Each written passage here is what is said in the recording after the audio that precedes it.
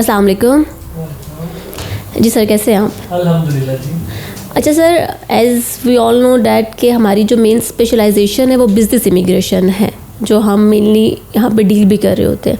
सो business immigration के हवाले से बताइएगा कि हम कौन कौन सी कैटेगरीज़ डील कर रहे हैं जो अंडर बिज़नेस क्लास आती हैं, ठीक है, और उनके क्लाइंट्स को क्या फ़वाइद हो सकते हैं, एक बिज़नेसमैन को उनके क्या बेनिफिट्स हैं, और कैसे एक बिज़नेसमैन जो है वो ना सिर्फ अपनी फैमिली के साथ इमिग्रेशन ले बट अपने बिज़नेस को भी वहाँ पे एक्सपैंड करे, उसकी बेस पे माइग्रेशन ले और उसको भी जो है वो इंटरनेशनली उसको मोबिलाइज़ कर सके। तो इस हवाले से बताइएगा कौन कौन सी कैटेगरीज अवेलेबल हैं। और जैसे हम जानते हैं कि बिज़नेस इमिग्रेशन जो है वो LMI एग्जेम्प्टेड होता है, सो इस हवाले से भी गाइड करिएगा कैसे वो LMI एग्जेम्प्टेड है और कैसे उसकी बेस पे क्लाइंट वर्क परमिट या परमिट रेजिडेंसी ले सकते हैं। थैंक यू मैम, आपने बड़ा अच्छा क्वेश्चन किया है। तमाम उन बिजनेसमैन लोगों के लिए जो पाकिस्तान में, स्पेशली वो इस्लामाबाद, कराची में या पूरे पाकिस्तान में कहीं भी वो बिज़नेस करते हैं, बिज़नेस उनका प्रॉपर रजिस्टर्ड है, चाहे वो FBR से सोल बिज़नेस उनका रजिस्टर्ड है, चाहे वो प्राइवेट लिमिटेड बिज़नेस SSCP से रजिस्टर्ड है। सो दोनों ही बिज़नेस कनाडा में ट्रांसफ़र हो सकते हैं।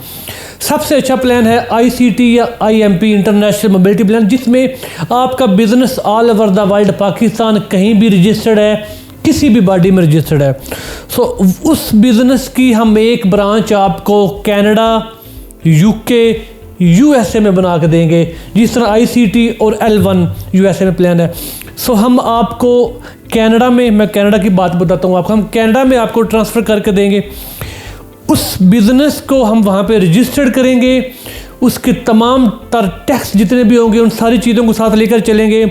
सो उसके लिए फिर ज़रूरी है कि पाकिस्तान में आपके पास जो आप बिज़नेस कर रहे हैं उसमें मिनिमम आपके पास 100,000 कैड से 150,000 कैड आपके पास से बैंक स्टेटमेंट होनी चाहिए, या आपने इसके इक्वल अमाउंट अपनी कनाडा कंपनी में ट्रांसफ़र करनी है। मेन जो चीज़ है, लोगों का बिज़नेस भी होता है, प्राइवेट लिमिटेड भी होता है, सोल भी होता है, लेकिन उनका वर्क परमिट रिजेक्ट हो जाता है। क्यों होता है? सिर्फ इसी बेस पे होता है कि वो अपनी अमाउंट कनाडा में ट्रांसफ़र नहीं कर पाते, ना ही वो अपनी उस बैंक स्टेटमेंट को पाकिस्तान में सही प्रॉपर वे से शो कर सकते हैं। सो सबसे ज़रूरी ये होता है कि अगर आप ICT या इंटरनेशनल मोबिलिटी किसी भी बिज़नेस ट्रांसफ़र प्लान में कनाडा में अप्लाई करते हैं, जब आपकी कंपनी कनाडा में क्रिएट हो जाए, कंपनी के बैंक अकाउंट्स या कंपनी के टैक्स पे, कंपनी वर्चुअल वहाँ पे आपस आपका लीज पे सारी चीज़ें क्लियर हो जाएं, तो नेक्स्ट प्लान आपका आगे आ जाता है वर्क परमिट सबमिशन।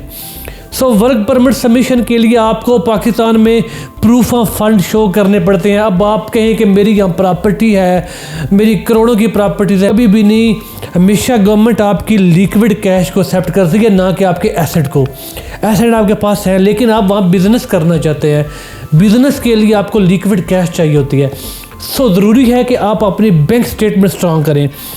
जो कनाडा में ट्रांसफ़र नहीं कर सकते, देखें वो अपनी यहाँ पे अमाउंट पाकिस्तान में सोर्स ऑफ इनकम या प्रूफ ऑफ फंड पाकिस्तान में शो कर सकते हैं।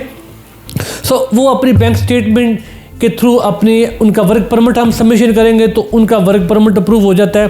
सो जो मेन एप्लीकेंट होता है, जिसके नाम बिज़नेस होता है या जिसके नाम की कंपनी कनाडा में ट्रांसफ़र होती है, उसके पास होता है close work permit. Close means कि उन्होंने अपना वही बिज़नेस करना है।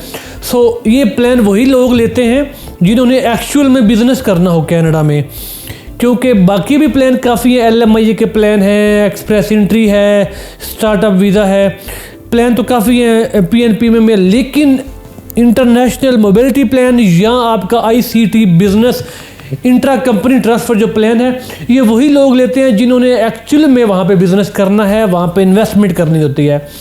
सो आपको क्लोज वर्क परमिट मिलता है, आपने वही बिज़नेस वहाँ पे कनाडा में रन करना होता है। और आपकी मिसेज के पास होता है ओपन वर्क परमिट, या आपके हस्बैंड के पास जो सेकंड एप्लीकेंट होता है, वो कोई भी वहाँ पे बिज़नेस, कोई भी जॉब कर सकती है। सो सेकंड, आपके बच्चे 22 ईयर से जितने भी कम बच्चे हैं, सबको कनाडा में मिलता है स्टडी परमिट। अगर उनकी एज स्टडी वाली है तो स्टडी परमिट पे वो स्टडी कर सकते हैं। और जब 1 साल कंप्लीट होगा, आप वो बिज़नेस रन कर रहे होंगे, तो उस बिज़नेस की बेस पे आप एक तो कैनेडियन जो है ना वो एक्सपीरियंस क्लास में आ जाएंगे, उसके भी आपको स्कोर मिलेंगे। सेकंड, आप एलिजिबल हो जाएंगे इमिग्रेशन के लिए।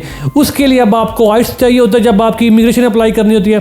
सो वो डेफिनेटली आप पाकिस्तान से भी करेंगे, लेकिन इसमें थोड़ा सा ये होता है कि अगर आपकी डिग्री बैचलर है 4 ईयर या मास्टर है या आपकी MS डिग्री है तो आपको आइट्स की ज़रूरत नहीं है। अगर आपकी सिंपल BA है या आपकी FA एजुकेशन है इंटरमीडिएट, फिर आपको आइट्स स्कोर पाकिस्तान से करना पड़ेगा। लेकिन आपकी मास्टर या MS भी है, जब आप कनाडा में चले जाएंगे फिर आपको इमिग्रेशन के टाइम तो आइट्स 100% करना पड़ेगा। सो ये एग्जाम्प्टेड आइट्स भी प्लान होती है और LMIA भी एग्जाम्प्टेड होता है, लेकिन PR के टाइम आपको आइट्स लाजमी करना पड़ता है।